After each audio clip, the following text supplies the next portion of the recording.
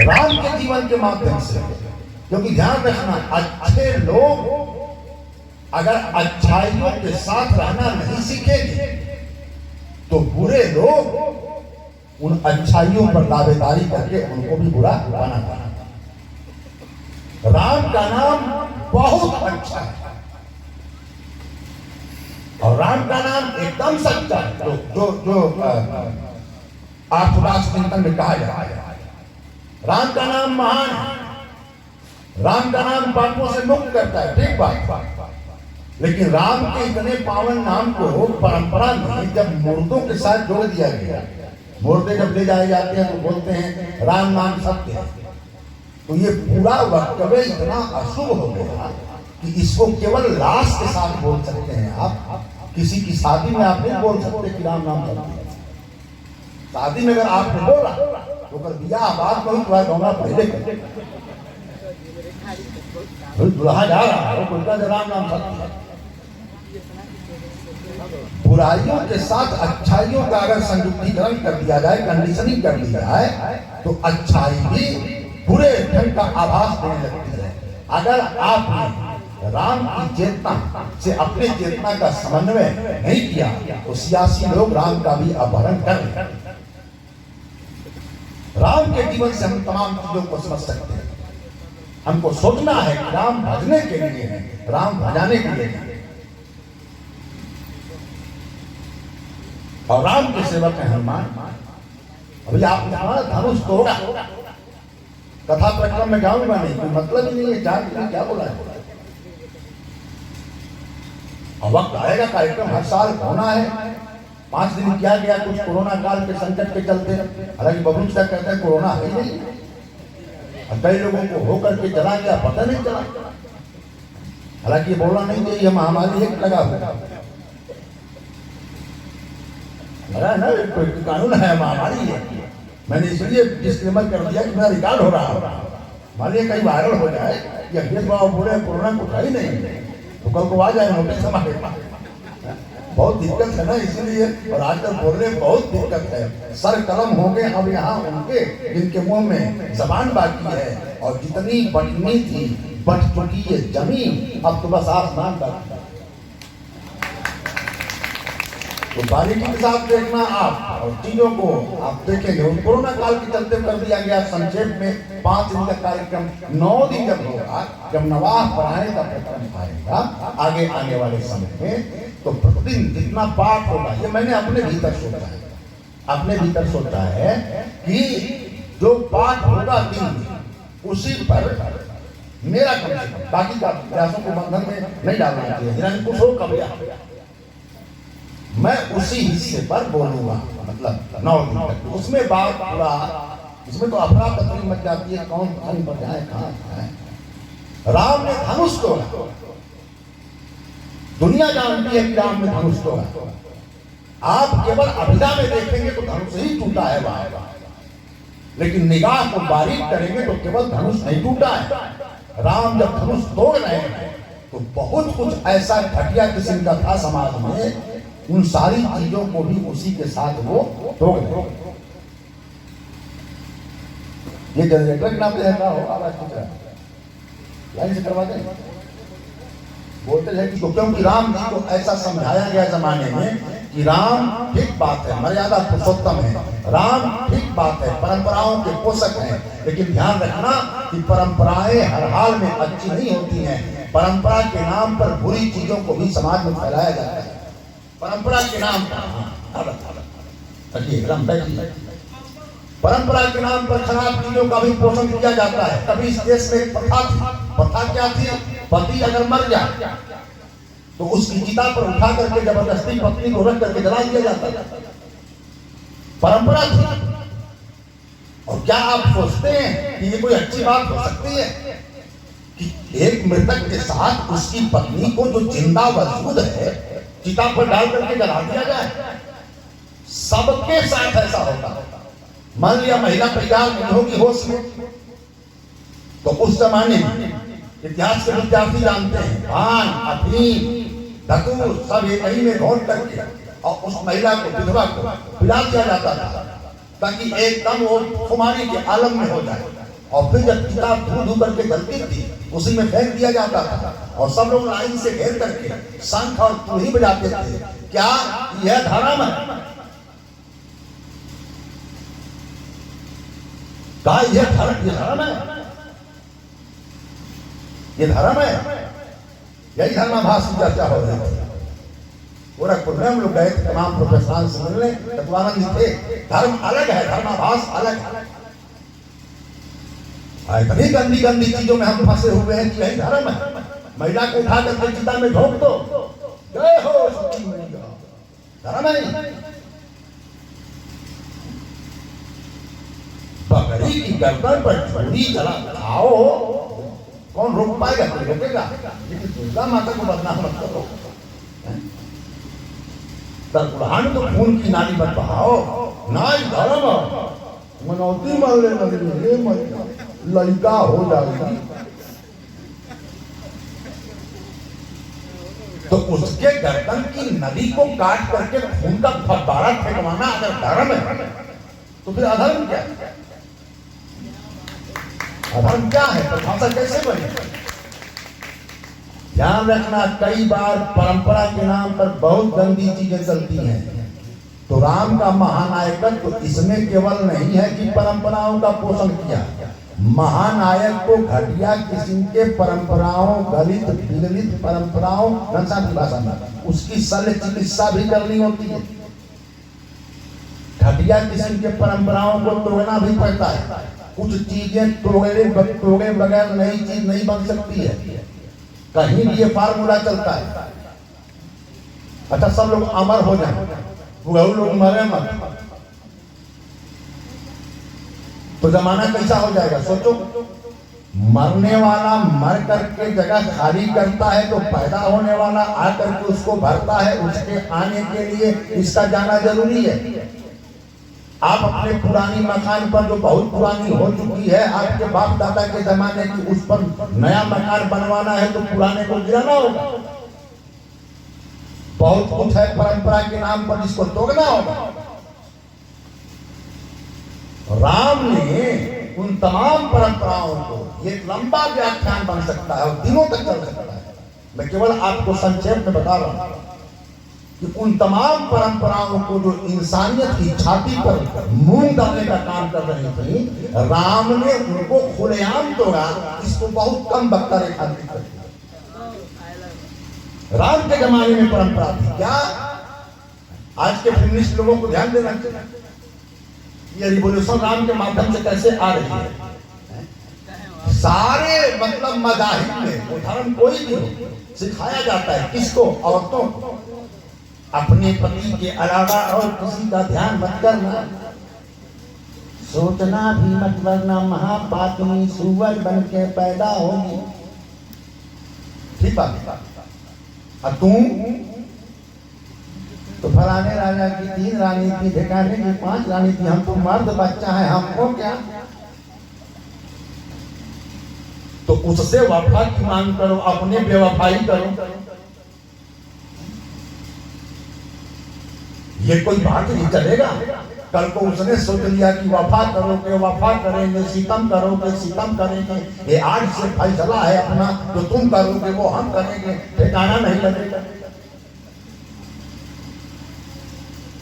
वफा चाहिए तो वफा करना पड़ेगा। अगर वो पतिव्रता है तो तुम भी पत्नी व्रती बनो। उस जमाने में फलाने राजा के 350 रानी, ढेकाने राजा के 2500 रानी, उनके 5000 रानी। रानियों की संख्या के आधार पर एक काल में राजाओं की औकात नापी जाती है। अरे बहुत भारी राजा कैसे? कब 12 पटरानी बारी, 2500 रानी। और जानते पटरानी रानी क्या है? जिसकी उम्र ज्यादा हो गई वो रानी में चली गई। जो नई शादियां हुई पटरानी, कोई बात है? तमाशा बना करके रख दिया रवायत के नाम पर।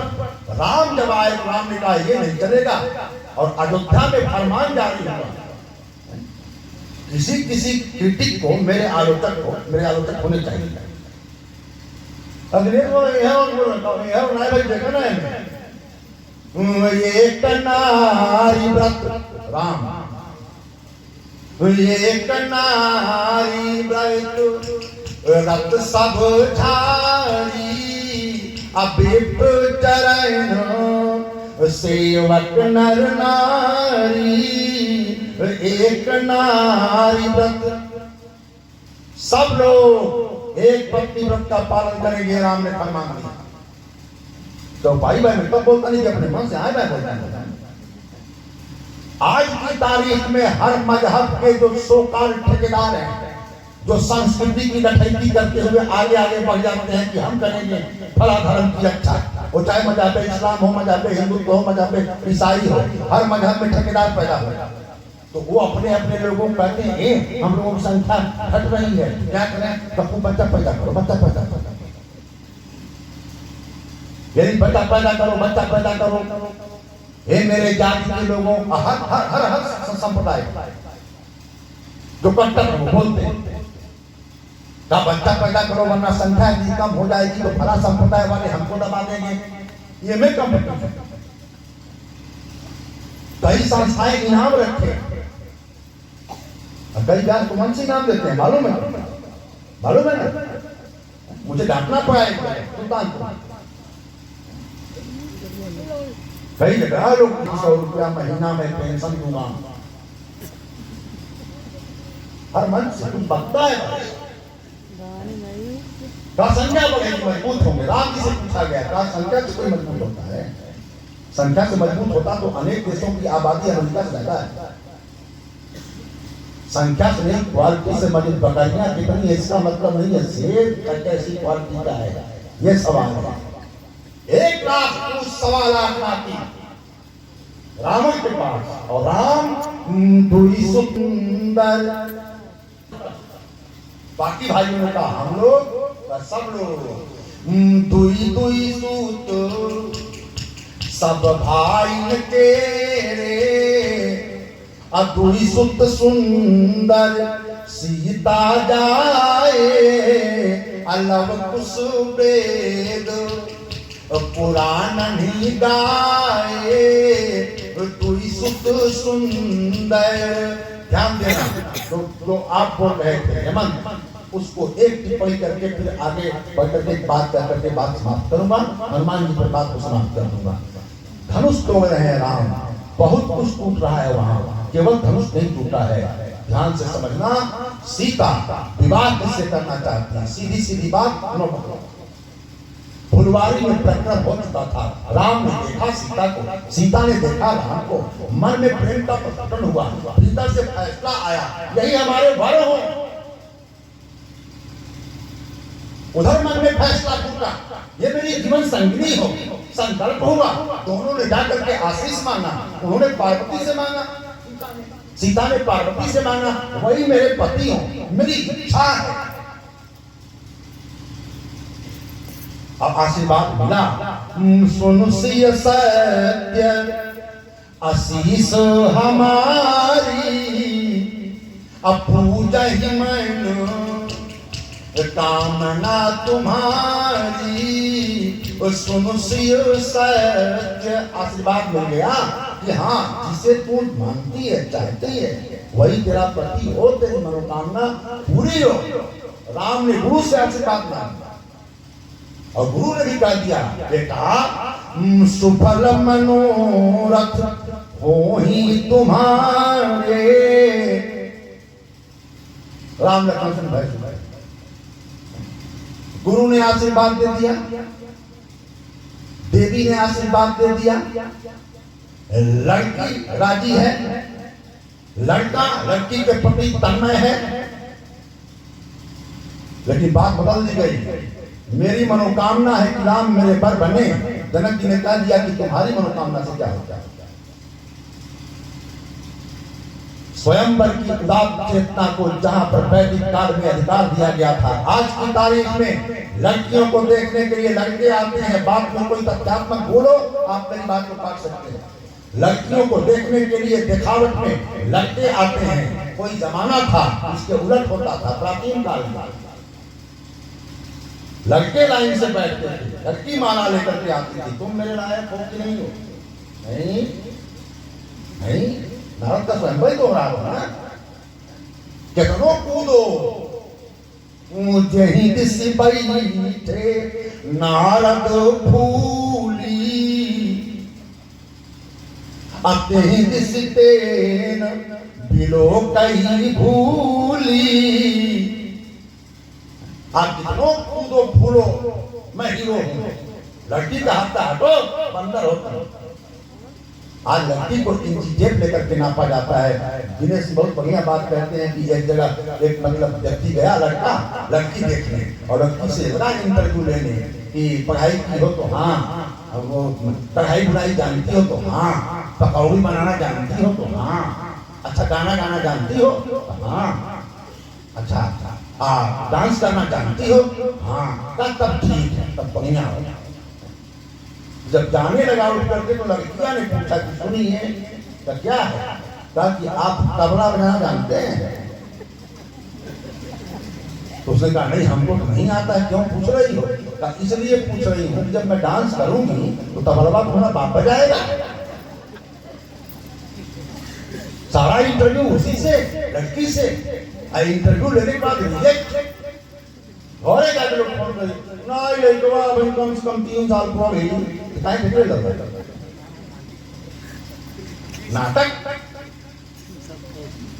एक अधिकार मिला हुआ था, जनक ने थोड़ी सी चालाकी कर दिया, जनक की चालाकी धनुष के साथ टूट गई। मैं नहीं कह रहा हूं किसी बात का आवाऊंगा तो सुनते नहीं, टूट गई।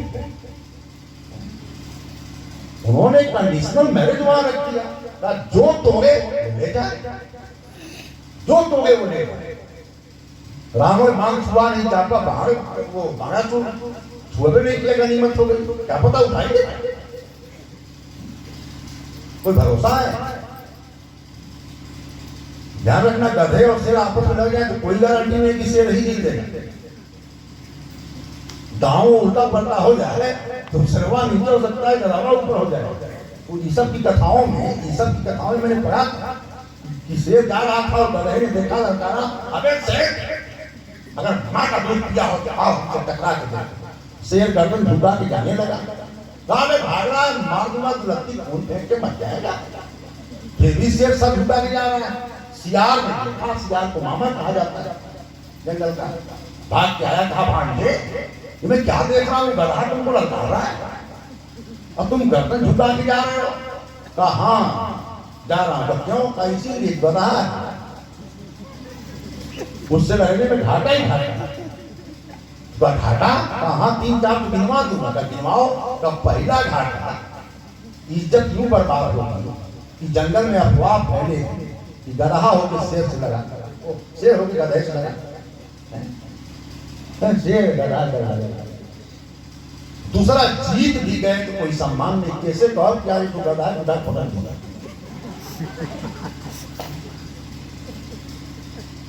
हम दूसरे गांव के आदमी जानते हैं, नाम नहीं लेंगे, दूसरे गांव के आदमी एगो पत्थर की पीली है, पटक पटक के मुआ को रनिया का रस, अरे ये हम सब बुला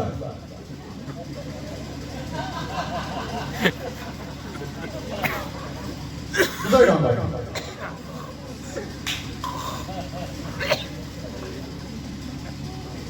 तो किससे कहें आज गधे को पड़ता है? तो जीत भी गए तो सम्मान नहीं।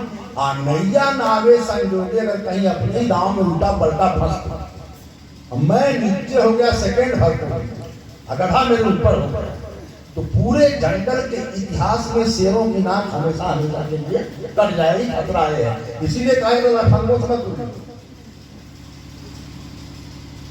बंदों बहुरी खलगन सतिभाए।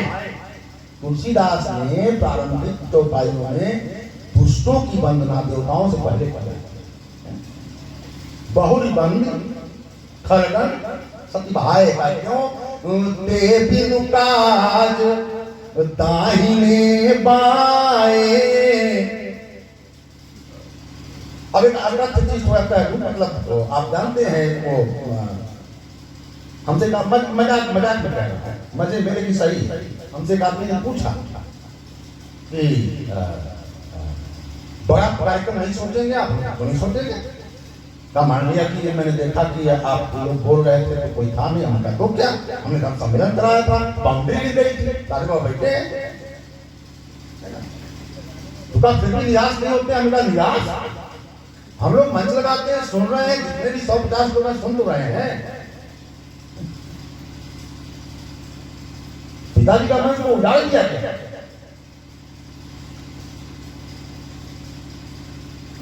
तो ये सब नहीं होते, कम से कम हम सुन तो रहे हैं, मजा आ रहा है, बैठे हैं, वो ये कम नहीं है, बहुत मतलब कम होना गुनाह नहीं है, कमजोर होना गुनाह है। इतने शानदार यहाँ आके बैठे हुए, शिक्षा के क्षेत्र में दखल ऐसा है, शानदार परफॉर्मेंस उनके स्कूल के बच्चे करते हैं। अजय चौरसिया जी का विशेषतम योगदान है। आप समझिए वामपंथ के आंदोलन के मेरुदंड है देवरिया जनपद के चतुरानंद ओझा मुझे स्कूल में सार्वजनिक घोषणा करता हूँ, मेरा सौभाग्य है। मुक्तिबोध के साहित्य पर उनका काम है, पीएचडी है वो, और प्रोफेसरान उनके उस आलेख को पढ़ते हैं। तो कैसे लोग बैठे हैं, हर जगह जाएंगे, बहुत खास लोग होते हैं मेरे गांव के भी लोगों, और जो बाहर जाए वो भी विशेषतम लोग हैं। चलेगी कथा, चलेगी व्याख्यान चलेगा, प्रवचन चलेगा, पूरे उत्साह के साथ चलेगा। और मेरी हर सांस में घोषणा करता हूं, मेरे बाप ने बाहर यानी माइग्रेट करने का नहीं सोचा। शाखाएं सुभाश्रम की भले फैल जाए, लेकिन सुभाश्रम की बुनियाद और इसका सेवा कर्म अपनी जड़ों में सिरजन के पास रहेगा। इसलिए वो बात नहीं है, वो बात भाग जाएगी। सीता के इस अधिकार का हनन हो रहा था, राम ने देखा, धनुष लोग सीता खुद शिकायत करती है, आहतात दारुण हट ठानी, असमुझत नहीं कैचु लाभ नहानी। सीता रो रही है कि मेरे पिता ने ठान लिया है, जो तो वो देगा उसके साथ हमको भेज देंगे। कुछ लाभ हानि समझ में आता है कि नहीं आता है? ये बुद्धिमानों के समाज में मेरे साथ इतना अनुचित हो रहा है। समाज बड़ अनुचित होई, राम का धनुष तो है ना, सीता के इस आप समझो सीता की सोचनी अवस्था हो गई थी, उस चिंता उस दुख को, उस डिप्रेशन को राम ने तोड़ा। और किसको? जातिवाद की खुली घोषणा को, जो आजकल चुनाव में आम बात है, खुली घोषणा करने वाला पहला कोई आदमी था अवतारी पुरुष होने के बाद। इसलिए राम ने कहा कि आप किनारे हटिए, मत आइए। रावण को आपने क्यों नहीं मारा भाई? आपका फरसा सहस्राव भूत छेदनी, सहस्राव को काट कर रख देता है उसकी भुजाओं को। रावण को नहीं मारा? कहीं उसमें कोई जातीय कॉम्बिनेशन तो नहीं था? क्यों नहीं मारा भाई? क्योंकि खुली जातीय घोषणा आप भरी सभा में कर रहे हैं। विश्व विदित आप कहे होते मैं आतंकवादियों का दुश्मन हूँ, आप कहे होते मैं गुंडों का दुश्मन हूँ, आप बोले होते माफियाओं का, लुटेरों का, घूसखोरों का, भ्रष्टाचारियों का, अत्याचारियों का, साम्राज्यवादियों का मैं दुश्मन हूँ। बात बन जाती है। आपने ये नहीं कहा, आपने कहा मैं विश्व विदित क्षत्रिय कुलद्रोही, केवल क्षत्रियों को काटता हूं। कैसे चलेगा? कोई जाकर मैं केवल बाभन को मरवाऊंगा, कोई कहे जाकर के कहीं भी फट जाए, कोई जाकर के बोलेगा मैं केवल जो है ठाकुरों को मरवाऊंगा, कोई कहेगा मैं इसको मैं फला कर लेता हूं। मैं ये क्या है भाई? ये क्या है? परशुराम ने ऐसा किया, राम ने टोक दिया। कितने खतरनाक तरीके से टोका है। तुलसी बचा गए, तुलसी बचा गए। असल तो वाल्मीकि ने लिखा है, राम ने बाकायदा डांटा कि हिमालय में जाकर के चुपचाप आप तपस्या करिए, सामाजिक आंदोलनों में शामिल होने आप आइएगा मत। आपका तेज और आपका हथियार और आपकी चेतना सब छीन लूंगा मैं। परशुराम लौट जाते हैं वहां से, ताकि हम मानवता की लड़ाई लड़ रहे हैं, आप उसी में आके जातिवाद लगा बोल रहे हो। इसमें भी समझाए हैं, एक लाइन बता दे रहा हूं। जब परशुराम ने कहा है कि राम तुम्हारा भाई बहुत बदतमीज है, आगे बढ़ करके बोल रहा है, कहा हो सकता है कि हो, उदंड हो सकता है मेरा, लेकिन एक निवेदन है गुरु जी का, क्या का आप भी मुनि के भेष में है, लेकिन मुनि की तरह आए नहीं आए। जाओ अवत्यु तुम मुनि की नाई, अगर आप मुनि की तरह आए होते तो यही लड़का आपके पैरों की धूल को नीचे से निकाल करके और माथे पर रखता, ये लड़का मुनि की तरह आया। जाओ अवत्यु तुम मुनि की नाई, अशिशु पद रज सिर धरत गोसाई, लेकिन आप हर्षा लहरा के आए, आशाई आपके खत्म कर दूंगा, मिटा दूंगा। जो लिहो लिहो वाली भाषा होती है ना समाज में, मतलब बवाल काट दूंगा, किसने तोड़ा है, अलग तरह धरती उड़ाड़ दूंगा, घास दूंगा, मुआ दूंगा, भटका दूंगा, बसा। कई लोगों की भाषा ही हो जाती है। ये जो आपकी भाषा है ना, वो थोड़ी खलल डालने वाली है। और सुनिए, इस भाषा पर हम जिस खानदान से हैं, हम डरते नहीं। कहूं स्वभाव न कुलही प्रशंसी, अकालहूं डर नरन रघुवंशी। हम नहीं डरते हैं गुरुदेव, और हम निर्भय नहीं है, अभय। दोनों में अंतर है। निर्भय माने डर लगता हो लेकिन सामना करूंगा, जो पहले मौलिया लेके तू डाकू बैठल बाना, डर लगा था लेकिन हिम्मत माने डाकू बैठल बाना, आदमी नहीं खाना जाता नहीं, डरवा बा टकराई, इसको कहते हैं निर्भय। और डर ही नहीं लगता है, इसको कहते हैं अभय। डर लगता ही नहीं है, इसको कहते हैं अभय चित्त की भाव। राम जब धनुष तोड़ देते हैं तो बाबा तुलसी ने लिखा कि समाज की मूर्खता टूटी है ना, और उस मूर्खता को और कई लोगों के अहंकार को और कई घटिया किस्म की परंपराओं के रूपी उस धनुष को तोड़ करके और राम के बाहुबल रूपी समुद्र में राम ने डुबा दिया। शंकर चाप जहाज, पानी वाली जहाज, शंकर चाप जहाज, सागर रघुबर बाहुबल, अपूर सो सकल समाज, चढ़ाज प्रथम ही मोह बस।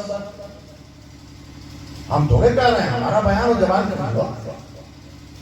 क्या क्या टूटा तुलसी, सिय कर सोच जनक पछितावा का, और मंद महीपन कर अभिमानु टूट गया का, और का परशुराम भृगुकुल केरी गर्भ करुआ, सबको इकट्ठा करके राम ने डुबा दिया। राम का गुणगान करिए, राम प्रति भद्रता का, सभ्यता का ध्यान धरिए। सोशल रिफॉर्मर राम के, सोशल रिफॉर्मर सेवक का नाम है हनुमान। राम की जो आइडियोलॉजी है उसको लेकर के आगे बढ़ाने का काम करते हैं हनुमान। और इसीलिए सोशल एक्टिविज्म के, सामाजिक सेवा के हमारे जो मॉडल हो सकते हैं, जैसे क्रिकेट में कोई मॉडल चुनता है, हमारा मॉडल सचिन तेंदुलकर है, कोई शहनाई में मॉडल चुन रहे, हमारे मॉडल उस्ताद बिस्मिल्लाह खान है। कोई अपना मॉडल ऐसे चुनता है हर क्षेत्र में। सेवा के क्षेत्र में अगर आप अपना मॉडल चुनना चाहते हैं, अनेक लोग हैं दुनिया में, हमने भी है सेवा के क्षेत्र में, लेकिन हमारे पास आज अगर इंडियन माइथोलॉजी सबको चुनना पड़े तो हनुमान सेवा भाव के चरमोत्कर्ष हैं। राम द्वारे तुम रखवारे, राम की पूरी आइडियोलॉजी के रखवारे, अहोत आज्ञा।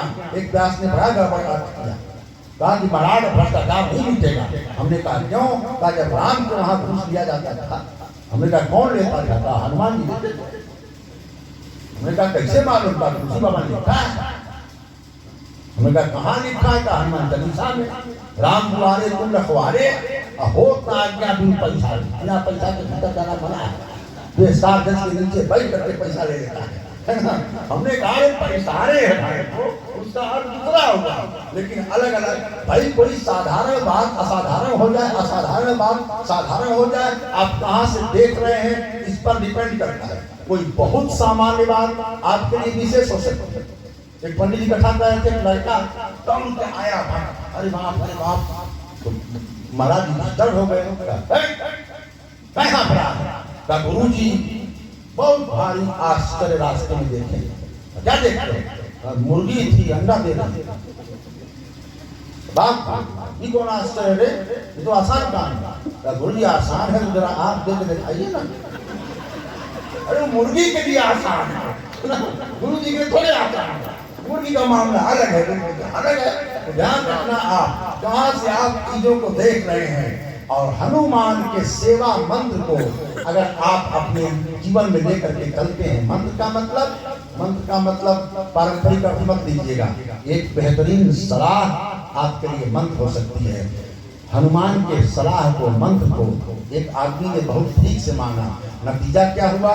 हनुमान चालीसा ही बताती है, तुम्हारो मंत्र विभीषण माना, अलंकेश्वर भय सब जग जाना।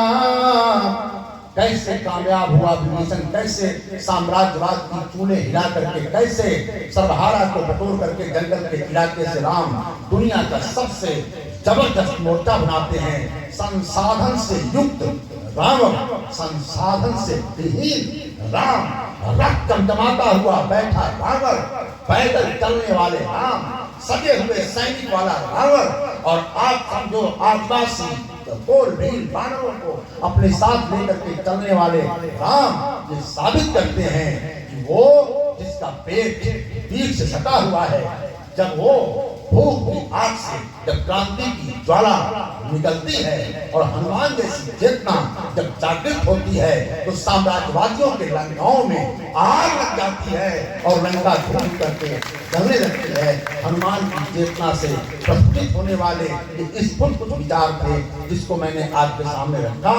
आपने 4 दिन तक सुना, ये आपकी कृपा है, और हम हौसला रखते हैं कि आपके सुनने के इंतजाम हम हमेशा करते रहेंगे। हमारे तमाम बड़े भाई यहाँ बैठे हुए, छोटे भाई बैठे हैं, मैं सबको, छोटे भाइयों को दिल से आशीष देता हूँ कि तुम आए, बैठे, सुने, और बड़े भाइयों का आशीर्वाद जिंदगी भर हमारे सर पर रहेगा।